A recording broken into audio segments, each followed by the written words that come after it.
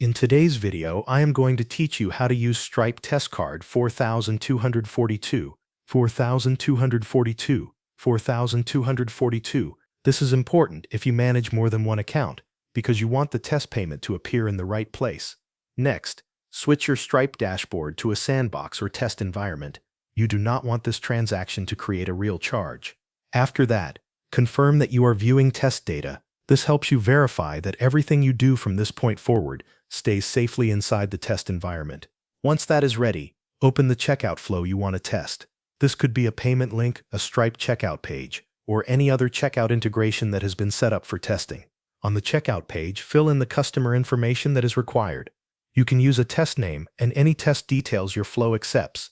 For the expiration date, use any future date. For example, you can enter 12/30, then enter any valid 3-digit CVC, such as 123. If the form asks for a zip code or postal code, enter a correctly formatted test value so the form can continue.